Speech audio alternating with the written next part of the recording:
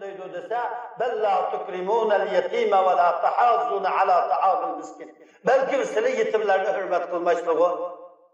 Esli halet yetimlerine hürmet kılsanlar.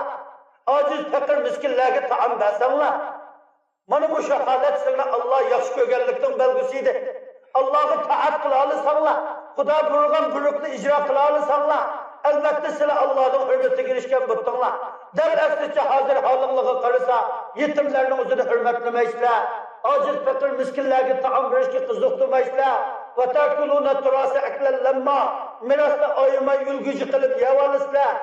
İnin kendiden ve tuhibbûnel mâle hubbel cemmâ. Seni ihtizat etken bolsa, nâhayet ihtizatlı ziyade, haddidin ziyade muhabbet kılıp yaxşı kurab ketisizler. Kella bunda kılmanla ibendelerim. Kella da beni keltirişi bunda kılmanla. Yetimlerine hürmet kılınlar.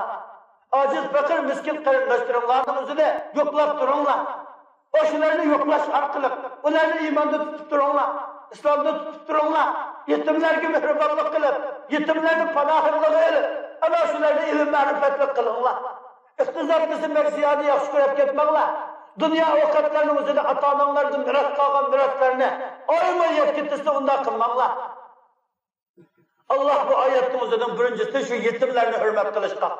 Peygamberimiz sallallahu aleyhi ve sellem yetimlikte çoğun olan peygamber idi. Sürü ve Zuha'da Allah tebarek ve teala elem yecidke yetimen fe'ava. Senin Rabbin Allah yetim taptı. Sana Allah urun vermez mi? Ey Habib-i Muhammedur Resulullah yetimge açıklama. Yetimge mihribanlık kıl deb Resulullah'ın kuşluğunu başladı. Sahabe-i kiramlarını yetimlerge mihribanlık kılıştı Resulullah çakırıp kıldı. Peygamberim ettiği yer şarıda Allah en yaxşı kırdıgan öy. Aşı yetim hürmetlen etkan öy. Allah Teala en öçkürdıgan öy. Yetimini özet dokutul etkan. Yetim hakareti uşur etkan. Dadısı yokluğu tüfeyleveler.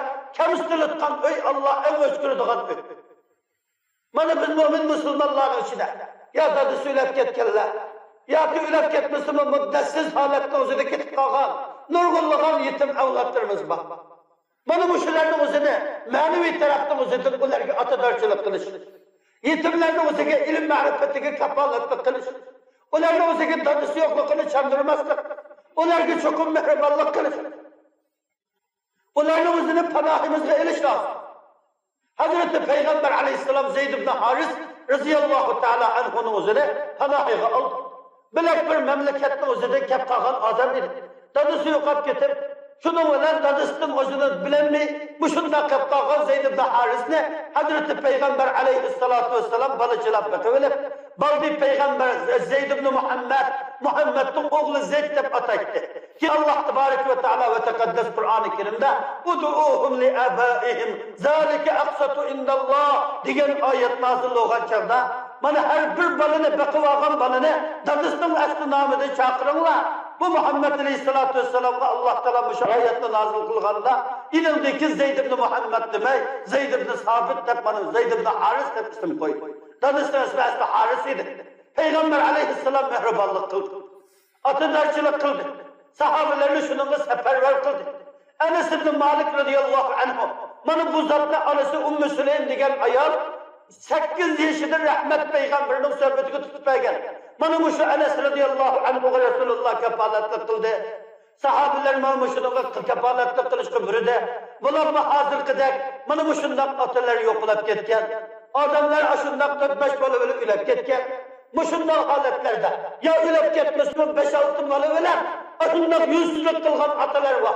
Balını taşlıp etip. Balı ölep karısı yok. Aşındak anığı taşlap verip.